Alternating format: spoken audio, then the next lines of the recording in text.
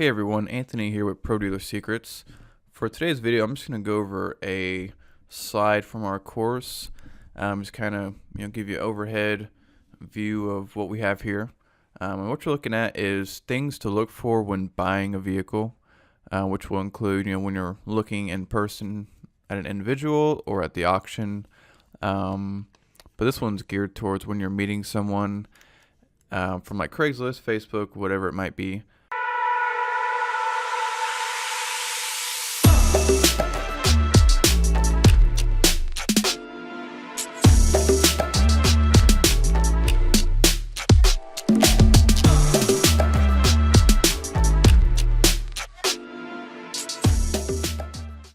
So first, it kind of depends on your skill level.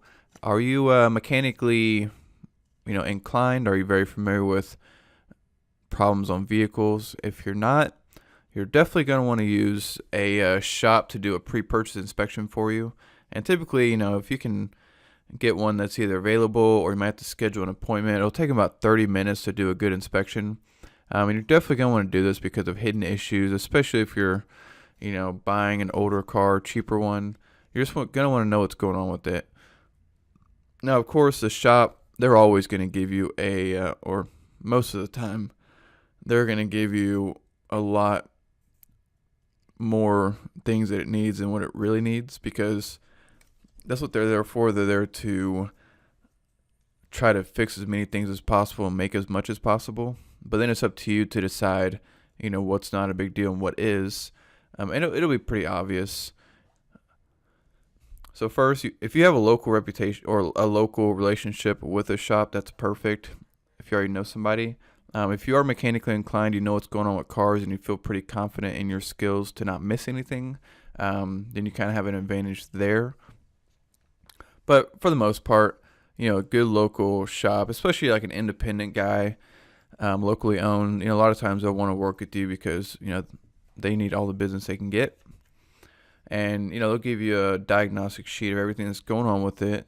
And a lot of the bigger shops, they won't really want to tell you what's not a big deal and what is. But the locally owned guys, they'll be more open, like, hey, this isn't a big deal, but, this could be a really big issue. Now, it's obvious stuff like, engine issues, major leaks, transmission issues, safety problems, stuff like that. Those will be obvious. But yeah, you're definitely going to want to do that, especially if you're beginning and you're doing some of your first deals, because even though you may pay for pre-purchase inspection, a lot of places do it free. But even if you pay $50 for, potentially saving yourself thousands in headache, it's definitely worth it. Next point is going to be ready to walk on any deal, because you got to know your numbers. Don't be attached to the vehicle. Because if you go in expecting to buy it no matter what, then you've already kind of screwed yourself, because no matter what happens or what issue pops up, you're just going to keep thinking, oh, it's fine, I can solve this, or I can do that, or I can get around it, or this or that. You need to be ready to walk away, because ultimately some of the biggest money-making deals are the ones that you don't buy, because you will avoid massive headache and loss.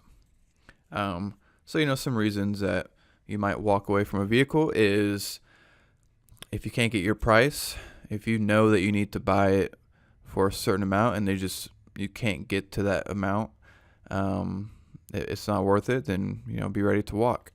And a lot of times, being ready to walk will help the other person lower even more, just seeing that, they may lose a deal.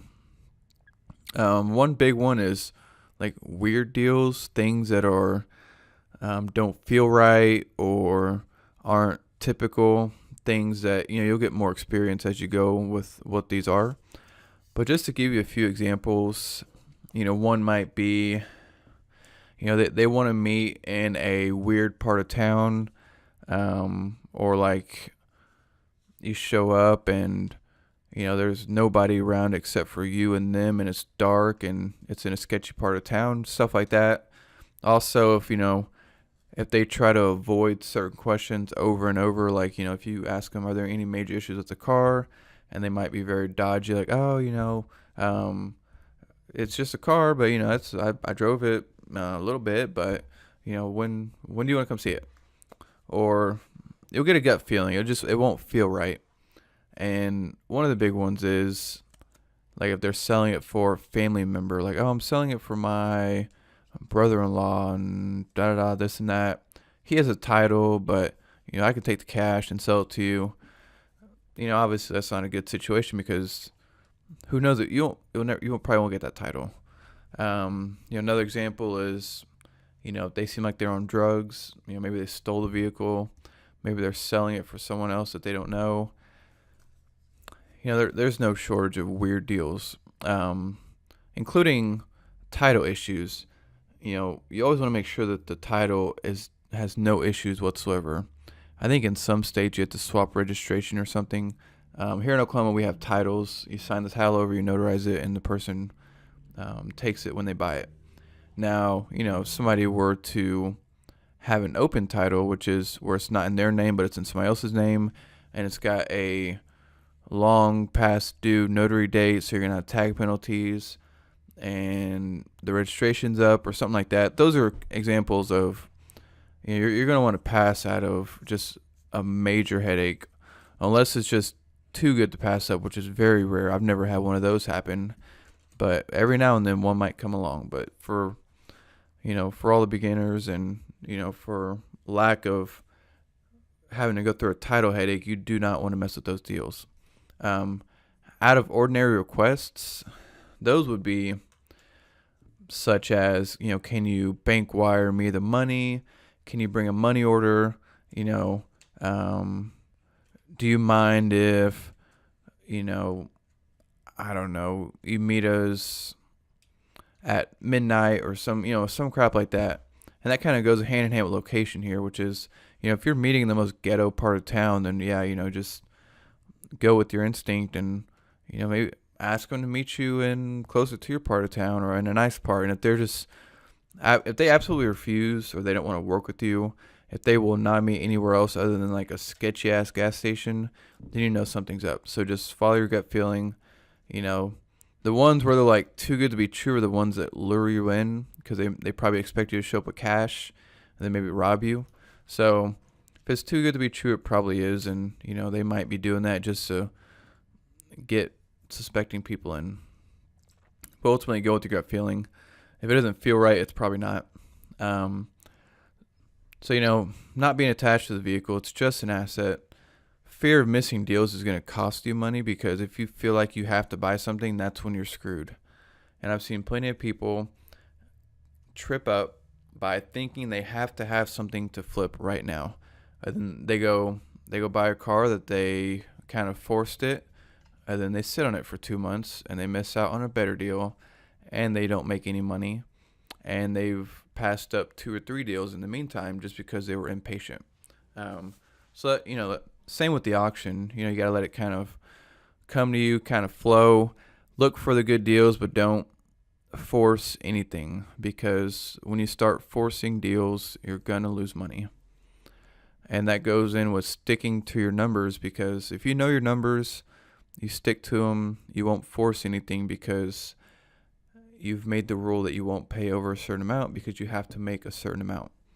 And it's easy to, in the heat of the moment, get too optimistic or too overly ambitious and think that, I can get more for it. Just got to ask for more. And that's when you trip yourself up because you go from knowing you can sell a car for $3,000 and then hoping you can get $4,000 out of it. And a lot of times it's just not the case. Every now and then you'll get lucky, and I hope you don't get lucky because those are the kind of situations where you get too confident and then you go out there and you lose money on the next 2 deals just because of that one that went really well. But when you do meet someone in person for a vehicle, cash talks. Knowing that you are there ready to buy the car, you have cash in your pocket speaks volumes because most people deal with idiots, to be frank. A lot of people are not serious buyers. They waste time, and people selling cars get sick of it. They really get sick of dealing with unprofessional people and flakes. And here you are, you're a professional. You showed up on time, and you can sell that. Be like, hey, look, I need to buy it for 2,500. You're selling it for 3,000 or 35. Look, I have cash right now, ready to buy it. You don't have to deal with it anymore. And I'll take it off your hands for 2,500. What do you say? And it's kind of powerful to them because they've gotten 1,000 people probably text them and saying, "Hey, we take 35 or take 2,500," and then they might say no, or even if they say yes, most people will never reply to that. Here at the dealership, every single day we get a low baller, and even when we accept the offer, they don't fucking show up. I've got a Sienna right now for 3,000, but we paid like 1,000 for it, and somebody offered us 2,000 on Saturday, which is 2 days ago. And it was like 2,000. I said, "Yeah, bring your money today. What time can you make it?" Never replied. Hour later, I was like, "When are you coming by?" Never replied. Read the message and everything, didn't reply. And then finally, a few hours later, I'm like, "What time are you coming today only? 2,000. When do you want to come see it?" And no reply. Even though he made the offer, most people never follow up on their stupid offers. But here you are, and you've got the money, and you're ready to take it out their hands and send them home. So, that speaks volumes. And, sometimes it helps to pull the cash out, let them see it. So now that you've bought the vehicle, you know what's going on with it. You know your numbers, have a bill of sale already ready before you showed up, have the easy stuff filled out, like your buyer name information, and then go in, when you're buying it, go in and fill in the vehicle, the VIN number, stuff like that, and make sure the title or registration is good. You're gonna have to know your own state laws on title and registration because every state is different. Here in Oklahoma, it's a paper title. You see it, you match the VIN number to the title, make sure that all the dates are good, the notarization is good, and that's how we know. So, you finalize the sale, keep those records, whether you scan them in or you keep a folder of everything. You never know when you'll need it. Sure enough, a car that you flip, a year later, you'll get a $300 toll notification because they've been running tolls under your name. You're going to have to send a copy of the bill of sale and the title. So keep those records. Keep those records around, and ultimately just practice the process. Even if you don't buy that car, every time you're learning, you're getting better, you're getting more experience. Every inspection that you do with the mechanic, even though you're paying $50, and even if you didn't buy the car, you're learning common issues. You can even ask, if it's a local guy, you can even ask him to kind of walk you through the vehicle and show you what to look for, because that's valuable to know how to quickly evaluate a car within a few minutes and know exactly what's going on. So look at that as paying for an education.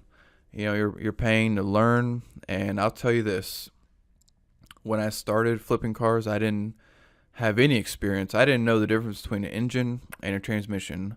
And my first flip car I bought had a knocking engine, and I had no idea because I didn't know what's going on with cars.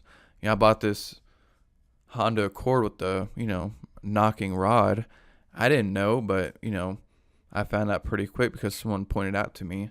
And so I had to really catch up pretty quick and learn how to look at cars, know what's going on. And it was a mistake that I learned a lot from, even though I lost money. So ultimately, that's today's video. Things to look for when buying a vehicle. And this is Anthony with Pro Dealer Secrets, and I'll see you on the next one.